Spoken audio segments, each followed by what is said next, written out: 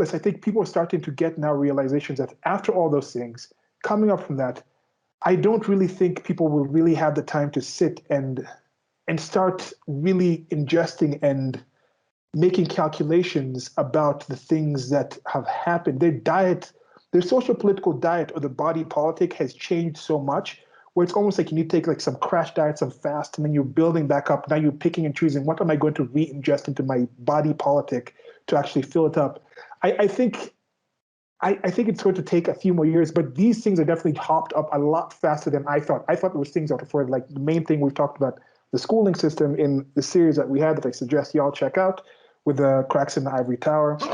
You had mentioned how the battered woman syndrome, and I just also mentioned how most of the people who are tied into this thing have been through the schooling system. They just recently had a White House hiring some kind of influencer, and I'm like, who's the target demographic that would listen to this influencer that doesn't already have the vaccine or would get it as soon as possible? Like, these are the people who I think are getting mixed up. They're like, but you told us we were good by doing this, and now we have to go back and we're still spreading it. Like those are the people I think will have a massive crash, because I think there's still 10% on both edges of the bell curve on belief and trust of the system that are already out there. Then 10% that are inside have now been activated. Now we're focusing on that 60% left in the middle. We're going to see where that's going to kind of start falling off and see where the chips. Is the chips fall? Is that what they say? Yeah. Why do they say the chips fall? Is it like the poker thing? Anyway, what are your thoughts on that? Well, so what I was going to say, I remember when I first met you at Union Square Park, and you said how I feel a paradigm shift coming. This was several years ago. This was when Trump was running for the first time. And it's interesting because I remember you and I talking last time, I think it was off the camera, but we were saying how, like, it's interesting seeing people like normies, as we call them, watching the stuff that we were watching a decade ago. They're watching it now. So, like, Dave Rubin, like a lot of like normies now, like I know some even left-leaning people who are watching him. You know, I've talked to you a bit about the Fresh and Fit guys. That's, you know, their material. I mean, their material is not new. It's stuff that's been talked about a decade or more ago, but it's becoming more mainstream. So it's interesting to see sort of that following of like, there were things talked about like in certain places on the internet, then they started shifting more and more sort of into like the mainstream Republican Party. And now it's like people who are politically homeless are watching them too. And I think it's very interesting just to see that sort of shift where like, oh, you can talk about stuff that was discussed in the manosphere and was called misogyny and incels and, you know, whatever. But now there are actually people like day to day who are talking about this stuff. Like I even had this woman I'm friends with in a group chat on Instagram. She's sort of a left-leaning teacher. She was asking me about some of this stuff. And I think it's interesting just to see that paradigm shift, whereas years ago, people like her never would have even considered it. So like, and then my friend Megan, her girlfriend, saying the same thing. She's like, I'm politically homeless. I'm disgusted with the Democrats, but I don't like the Republicans either. You know, here's what I like about each. Like, it's very interesting, this realignment that I'm seeing happening in real life and among people I know. Yeah, there's also that one thread that you had. I think we might include that thread as well. That person who was talking about being purple pilled. I wanted maybe a little separate thing as a. I think I'm trying to do more like do like illustrations to go along with certain videos, shorter videos. But I might think of that. But that purple pilled thing, something like that came up as well. How this is seemed to be a generally apolitical person, but just aware enough to understand as an adult. There's things you're going to be aware of. You might not care about politics, but politics cares about you. So I think it's been basic. One thing, as you mentioned before, people in positions of power have not relied on the truth value of facts to maintain power and get power. They've also counted on the general people that they need, the general people who need to accept and allow, because there's always more people in general than the people in power, even though you have massive states like the United States of America, where I think like 40% of the money spent was either directly from the government or paid to government employees in some way, and that is very high. But you can't really, once you start getting closer to 50%, it's like the growth getting to 40% might happen rather fast. But once you start getting to that point, your society just crumbles.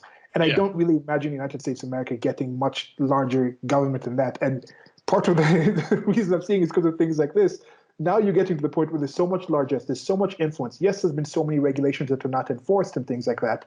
But these ones, they've gotten to the point where they've regulated and put laws for all the minor things that are just pointless, that you never actually cared. There's I think like 13 countries, 13 counties, 13 states or something where it's still technically illegal to actually air your dirty laundry, to actually put dirty laundry to dry in the sun.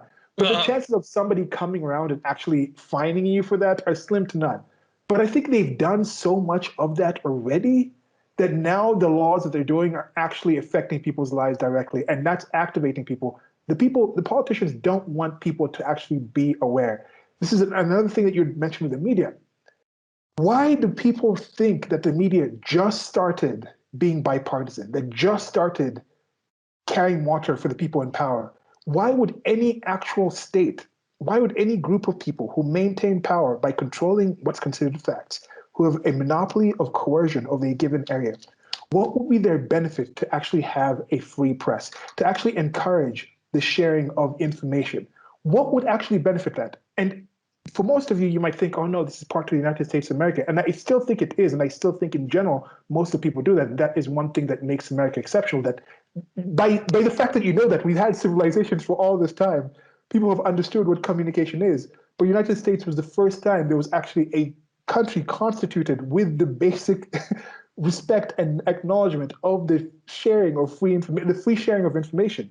That's what makes it exceptional. But to think that that is something that anyone in power, most people in power have wanted ever in the past, and the people maintaining relations with the people in power have been doing. No, the media has never been about that. They've always been about what you're seeing now, but people are seeing it in a way that's, you can't ignore it. Like the red pills have never been mandatory, but they're increasingly becoming just unavoidable. Like you're just going to get contact red pill. Just like it's not mandatory. You get there's a pandemic of red pills. Well, I was going to say, as far as absurd laws, I mean, I know there's laws in certain states against harvesting rainwater, but that's another thing. I wondered how do they enforce it, because it's like, if you live in some country home in the middle of nowhere, it's not like police are going to go around and like they see a bucket outside and they're going to stop you. I mean, that doesn't happen as far as I know.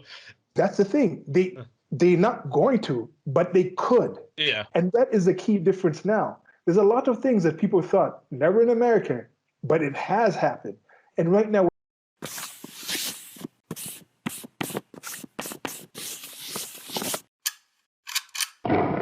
thank you for listening. This has been a clip from an actual longer recording that I'll try to leave a link to on the screen or somewhere around here where you're listening to this. Presents. Presents. Presents. Presents. Peasants. Okay. Okay.